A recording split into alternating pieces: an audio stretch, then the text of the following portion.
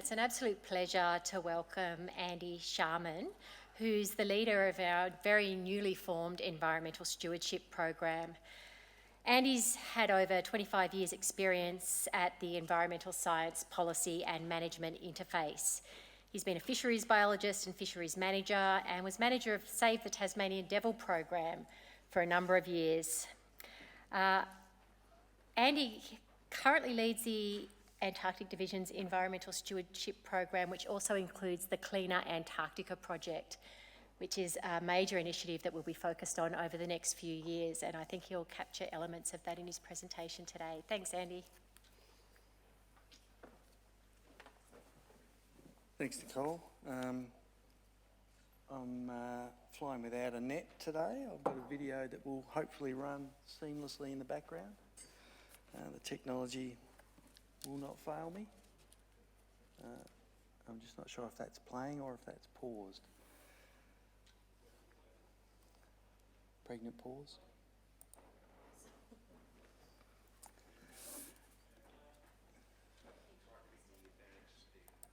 All right. Australia is an original signatory to the Antarctic Treaty and championed the development of the 1991 Protocol on Environmental Protection, the Madrid Protocol. This provides for comprehensive protection of Antarctica as a natural reserve devoted to peace and science. And it's paused. Excellent, it's going really well.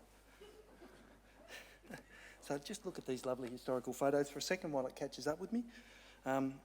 Australia continues this commitment to environmental protection in the recently updated 20-year strategy and action plan, which clearly highlights the important role environmental stewardship plays in supporting a strong and effective Antarctic treaty system and in Australia's national interests.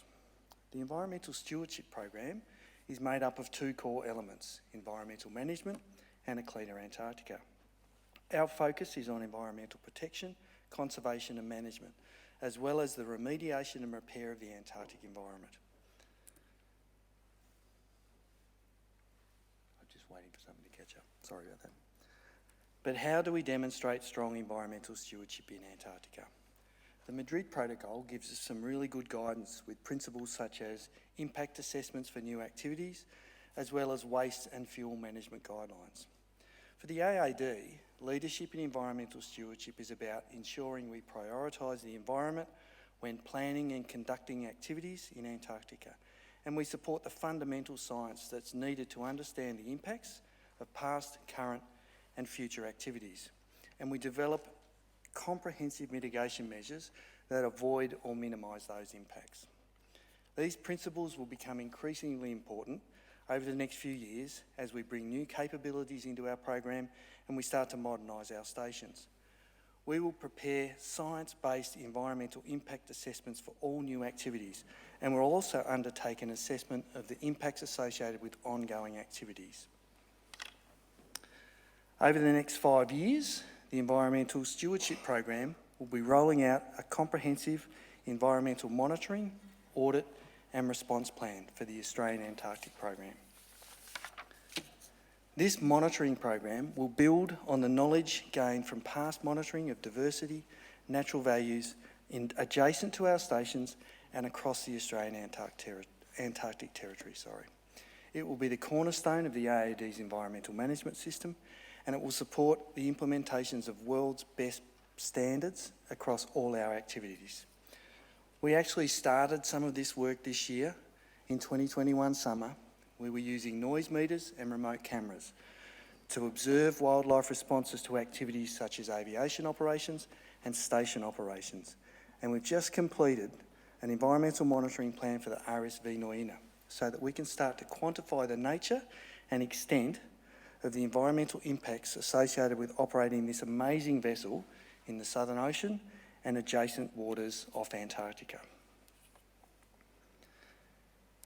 Our program will draw on science from across the AAD, external research partners and other parts of government to develop best practice management, mitigation and remediation strategies that improve environmental outcomes in Antarctica and enhance Australia's standing in scientific and environmental leadership. We'll also work closely with Phil and the team in technology and innovation to apply new and emerging technologies to monitor the environmental impacts of our activities, but also to monitor how the environment is responding to our management and mitigation actions and how effective that mitigation is. This work will support the development of an impact minimisation strategy for the whole of the Antarctic program. But environmental stewardship also means taking responsibility for the practices of the past and finding ways to restore and remediate the environment. And this is a key focus of the Cleaner Antarctica program within the environmental stewardship. I've just talked a little bit quickly, so if you'll bear with me. The nerves got the better of me. This is a strong focus for our human activities, in Antarctica have been happening for 100 years, but it wasn't until the mid-90s, after the signing of the Madrid Protocol, there was an obligation for Antarctic programs to return waste to the home country. This has left a legacy of waste and contamination across Antarctica. It's estimated there's over 10 million cubic metres of waste and contaminated soil in Antarctica. Much of this legacy waste takes the form of solid waste and debris. But there's also a huge hidden burden of chemical contamination. Practices of the past included leaving waste on the sea ice where it would just drift out to sea and eventually sink. Stations also had tip sites right next door where all manner of equipment and material was thrown. Or even just simply abandoning vehicles, equipment or whole stations when they were no longer functional or needed. Under the Madrid Protocol, Australia, like all treaty parties, has an obligation to clean up waste from past activities. I'd argue we also have a moral and a social and an ethical obligation to do this. A lot of this material is exposed and on the surface, and it may appear simply a matter of pick it up and take it away, but it's never that simple. The reality is, once you remove the debris, you're usually left with a complex mix of chemicals and contaminants that are affecting the soil, the sediment, and the water. Furthermore, in a changing climate, sites that were once frozen in ice are now not necessarily going to stay that way, making it even more important we do this work and we start this work now. And let's not forget, as Johnny pointed out, these sites predominantly occur in rare ice-free areas which represent the greatest terrestrial and aquatic biodiversity and vulnerability across Antarctica. Most Antarctic stations were constructed and still operate in these biodiversity hotspots. So it's critical we do everything we can to minimise our impacts and protect these truly special places. I'm now going to talk about in more detail, about the work of the Cleaner Antarctica team. This flagship program brings together two scientific disciplines, environmental risk and fuel spill remediation. And over the next 5 years, they will attempt to answer three key questions. How bad is it? How do we fix it? And when do we stop? Defining the nature and extent of contamination is critical.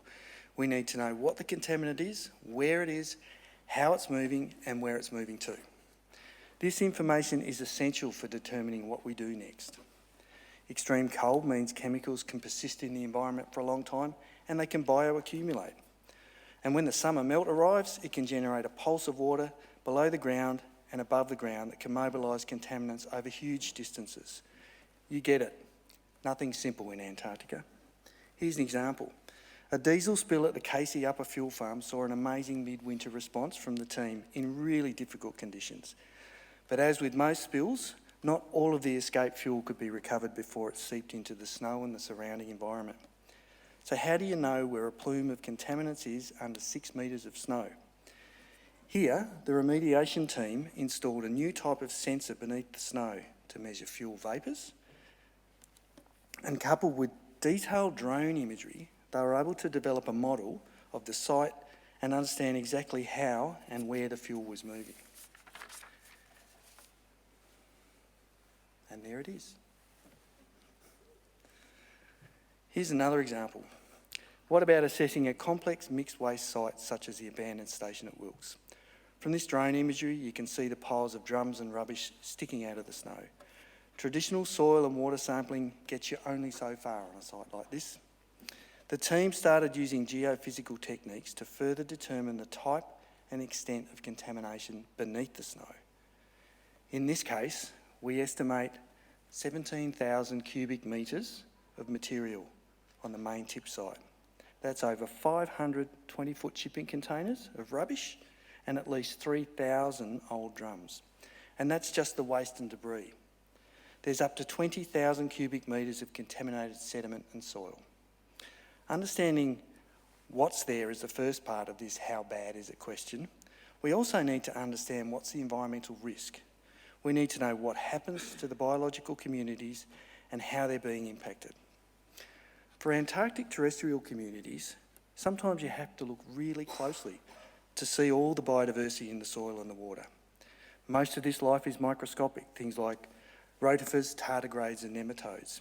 But it's important we understand how these organisms are affected by these contaminants, what concentrations of these chemicals cause harm to these particular species. Identifying safe limits can also help us develop stopping rules. So that gives us a good idea of the environmental risk and the extent of contamination. So how do we fix it? As with site assessments, there's a wide range of challenges we have to overcome when trying to manage contaminated sites in Antarctica. Contaminants may be stable in the ground or on the move. How do you stop a plume of contamination migrating further to a building, the ocean or the lake when the summer melt kicks in?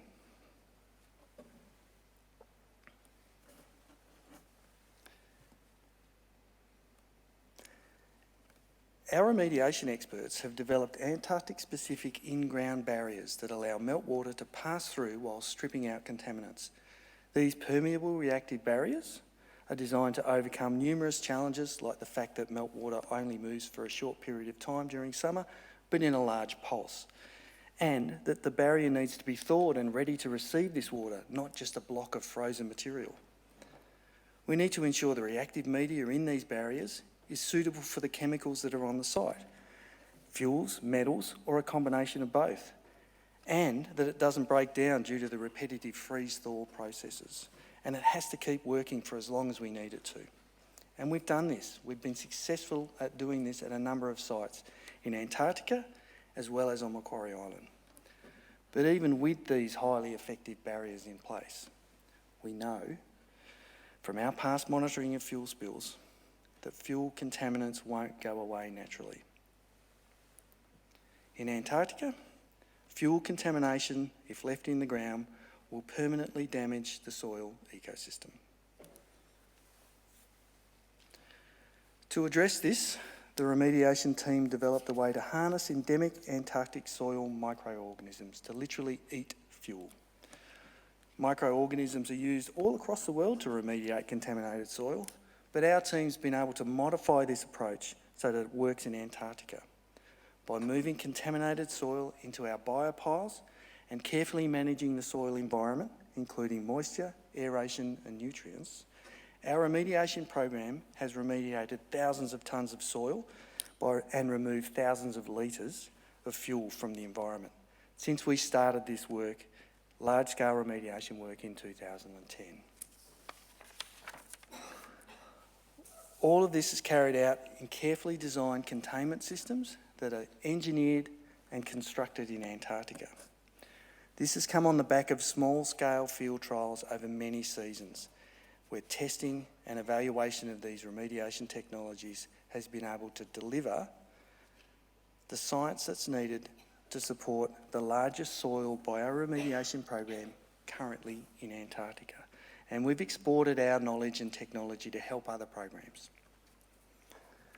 But we've done this up to this point. The next question we have is, when do we stop? And that's just about to come up on the screen.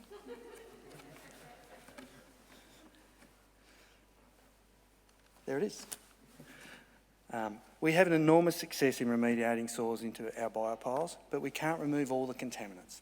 However, based on site-specific ecotoxicology, we can get to a point where the concentrations of chemicals don't present a substantial risk and the environment can be functioning sustainably.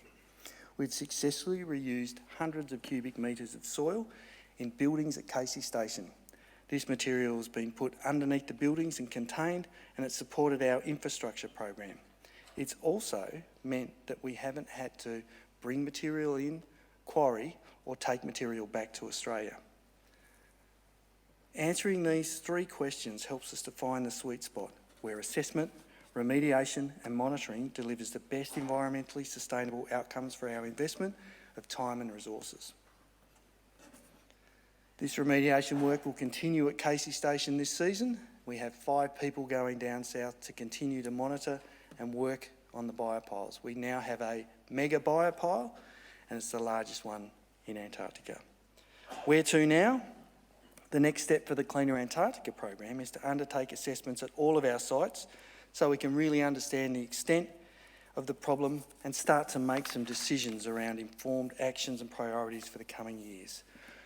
This work will be led out of the Environmental Stewardship Program, working closely with other parts of the science branch, such as the East Antarctic Monitoring Program, which will inform our understanding of terrestrial and marine biodiversity to answer that impact question.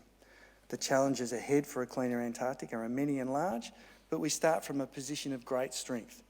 Building on the world-leading work of the AAD's human impacts and remediation teams, we're extremely well placed to action this work and enhance Australia's standing among Antarctic programs by demonstrating our commitment to addressing legacy waste and providing tools and solutions that others can use.